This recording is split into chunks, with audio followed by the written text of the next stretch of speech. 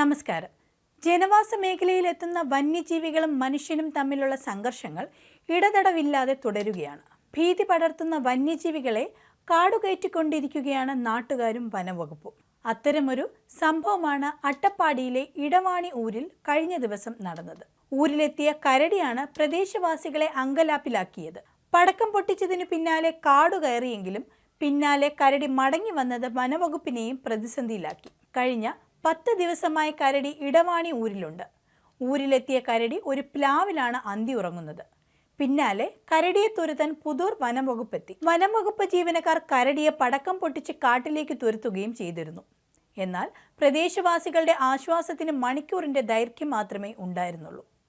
1 മണിക്കൂറിന് ശേഷം കരടി ഊരിലെ പ്ലാവിലേക്ക് വീണ്ടും തിരിച്ചെത്തി. അതോടെ പ്രദേശവാസികൾ വീണ്ടും അങ്കലാപ്പിലായി. ഊരിലെ ഒരു പ്രത്യേക പ്ലാവാണ് കരടിയുടെ സ്ഥിരം വാസസ്ഥലം. അതിനാൽ ആ പ്ലാവിൽ കരടി കയറാതിരിക്കാനുള്ള മാർഗം തേടുകയാണ് അധികൃതർ ഇപ്പോൾ. 10 ദിവസമായ ഊരിൽ പലർക്കും മുന്നിൽ കരടി എത്തിയിരുന്നു. എന്നാൽ വിശ്രമം ഊരിലെ പ്ലാവിലാണെന്ന് ഇന്നലെയാണ് കണ്ടെത്തുന്നത്. പുതൂരിൽ നിന്നെത്തിയ വനവകുപ്പ് സംഘം കരടിയെ പടക്കം പൊട്ടിച്ച് പ്ലാവിൽ നിന്ന് താഴെ ഇറക്കി കാടുകയറ്റി. എങ്കിലും 1 മണിക്കൂറിന് ശേഷം കരടി ഊരിലെ പ്ലാവിലേക്ക് വീണ്ടും തിരിച്ചെത്തുകയായിരുന്നു. ആളുകൾ ബഹളം വച്ചും കല്ലെറിഞ്ഞും കരടിയെ താഴെ ഇറക്കാൻ ശ്രമിക്കുന്ന ദൃശ്യങ്ങൾ ഇതോടെ പുറത്തു വന്നിട്ടുണ്ട്.